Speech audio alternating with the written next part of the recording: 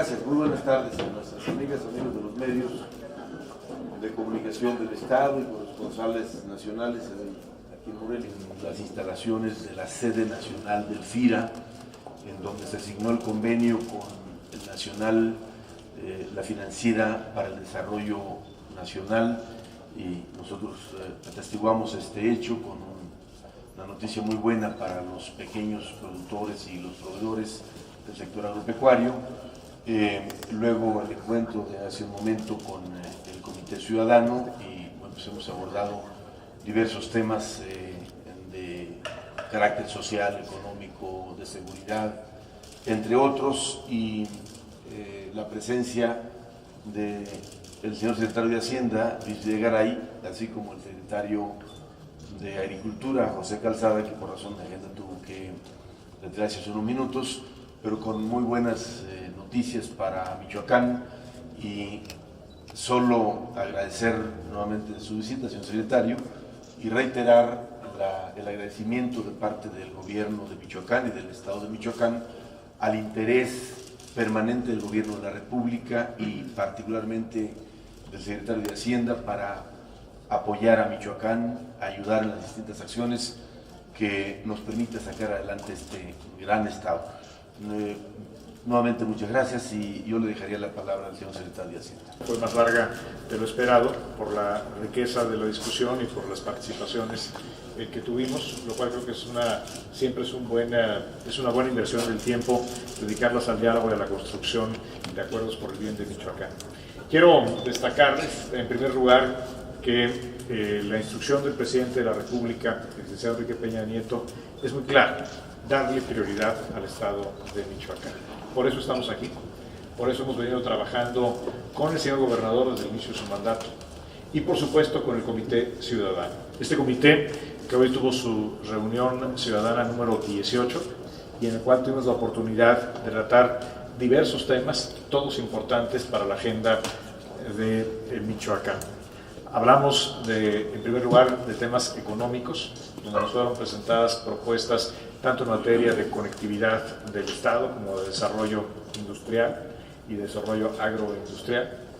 Hablamos de temas del sector agropecuario con la presencia del secretario Calzada, de temas de las finanzas públicas, donde hay que hacer un reconocimiento a la mejoría que ha habido con el liderazgo del gobernador Aureoles, pero sigue siendo un tema en el cual se requiere disciplina y tenacidad para recuperar el equilibrio en las finanzas públicas estatales. Los avances son evidentes, pero también el camino por recorrer sigue siendo importante, y reiterar aquí el apoyo del gobierno federal al restablecimiento de la salud financiera del Estado de Michoacán, trabajando muy de cerca y haciendo equipo con el gobierno del Estado y con el gobernador Silvano Aureoles. Se trataron también otros temas, como por ejemplo temas relacionados con la educación, temas relacionados con el financiamiento de las iniciativas en materia de seguridad, y en general se desahogó una agenda muy rica, donde contamos con el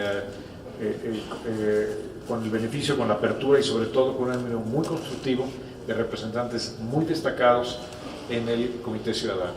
Y quiero terminar mi intervención agradeciendo a todos y cada uno de los integrantes de este comité que de manera claramente desinteresada le dedican cada mes tiempo, esfuerzo a trabajar con el gobierno federal y con el gobierno del Estado en construir un mejor Michoacán. Seguiremos aquí, seguiremos en el Estado, seguiremos trabajando las distintas áreas del gobierno federal. Los retos sin duda son importantes, pero las oportunidades son muy grandes. Queremos construir juntos la grandeza del Estado de Michoacán, y quiero agradecer nuevamente al gobernador y a la sociedad michoacana, sin duda al Comité Ciudadano, esta apertura y esta voluntad de trabajar en equipo. Muchas gracias. Tiene que esto siga adelante. Michoacán tiene grandes retos, pero estamos en una gran oportunidad, y queremos mandar el mensaje muy claro a toda la sociedad que el gobierno federal, el gobierno del Estado y la sociedad civil estamos trabajando alineados para dar un gran paso a sacar a Michoacán adelante. Muchas gracias. Gracias, buenas tardes. De Excelsior, favor de mencionar a quién está dirigida su pregunta. Sí, buenas tardes. Sería el secretario de Hacienda. ¿Cómo estás, Arturo? Aquí está. Gracias. Gracias. Bueno, secretario, que nos pudiera comentar qué acciones se implementarían en Michoacán ahora con la aprobación de la Ley de Zonas Económicas Específicas. Y aunado a esto, ¿cómo hace unos días el presidente aprobó la Ley de Disciplina Financiera? ¿Cómo se aplicaría en el caso de Michoacán y si habría un rescate financiero o algún tipo de apoyo para el caso de las arcas michoacanas? Gracias, Arturo. Efectivamente, el día de ayer el Congreso de la Unión aprobó ya la Ley de Zonas Económicas, Ley Federal de Zonas Económicas Especiales. Esta será promulgada en los próximos días por el Presidente de la República y de lo que se trata es que le da a México un nuevo instrumento para impulsar el desarrollo particularmente del sur del país y de las zonas que más lo necesitan. Las zonas económicas especiales son perímetros en los cuales se establece reglas diferentes para la actividad económica, reglas preferenciales, reglas especiales para fomentar el desarrollo y la atracción de empresas que generen empleos. Esta figura se ha utilizado con éxito en otras latitudes, particularmente en Asia, ha tenido un efecto muy importante y en México nunca se había hecho porque no teníamos la facultad jurídica para hacerlo. Entonces es una muy buena noticia, particularmente para el sur del país, el que tengamos este nuevo instrumento para atracción de inversiones y detonar empleo. El presidente lo ha dicho desde que se presentó la iniciativa. El objetivo es iniciar con 3 proyectos de zonas económicas especiales y uno de ellos estará en el estado de Michoacán, específicamente en el puerto de Lázaro Cárdenas. El objetivo es que antes de que termine el año tengamos ya emitida la declaratoria de zona económica especial, que tengamos asegurados los terrenos en los cuales habrá de desarrollarse el proyecto y que estén constituidas las distintas instancias, incluyendo un comité técnico que tiene amplia participación ciudadana. Este es un proyecto que debe de hacerse no solamente desde el gobierno, tiene que hacerse desde la sociedad, tiene que hacerse desde el sector privado, con una lógica de apertura, transparencia y participación abierta. Quiero comentarles que hemos acordado, a propuesta del Comité Ciudadano, que en los próximos días habremos de celebrar un acuerdo, una carta de intención entre el gobierno del Estado y el gobierno federal para darle la mayor celeridad posible al establecimiento de la zona económica especial en Lázaro Cárdenas, que sin duda habrá de ser un detonador inmediato de inversiones y de nuevos empleos. Sobre la Ley de Disciplina Financiera. La Ley de Disciplina Financiera, esta era una asignatura pendiente. Este era algo que es un reclamo social válido en muchas partes del país. Fue uno de los primeros compromisos que hizo el señor presidente al asumir el 1 de diciembre de 2012 la titularidad del Ejecutivo Federal. Fue parte de los compromisos del Pacto por México y finalmente, 3 años después, ocurrió ya la reforma constitucional y ahora entra en vigor la nueva ley. La ley tiene varios propósitos. El primero es establecer límites al endeudamiento de los estados. Si bien es cierto que a nivel nacional no tenemos un problema de sobreendeudamiento de los estados, lo que estoy queriendo decir es que el endeudamiento de los estados no pone en riesgo la estabilidad económica del país. También es cierto que hay algunos estados donde el endeudamiento ha llegado a niveles francamente mayores a lo deseable. No necesariamente es el caso del estado de Michoacán. Michoacán es un estado cuyo endeudamiento está alrededor del promedio estatal, pero es un hecho que a nivel nacional deben existir límites claros al endeudamiento de los estados. Otra cosa que logra esta ley es la mucha mayor transparencia a los adeudos que tienen los estados y los municipios. Se establece, por ejemplo, un registro único de obligaciones, es decir, tendremos un registro a nivel nacional donde la ciudadanía de manera abierta va a poder conocer la deuda y las características de la deuda de los estados. Y tercero, algo que es muy importante, se establece la posibilidad de que el gobierno federal garantice bajo ciertas condiciones los créditos de los estados. ¿Para qué? Para lograr mejores condiciones, que sean menos onerosos, menos costosos los créditos de los estados.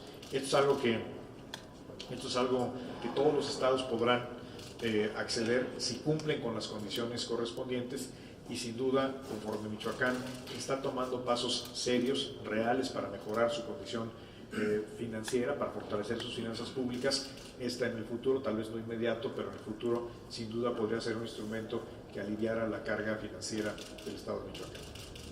Continuamos con Daisy Ambriz, de Canal de Michoacán. Buenas tardes también para el secretario de Hacienda. Dos preguntas rápidamente.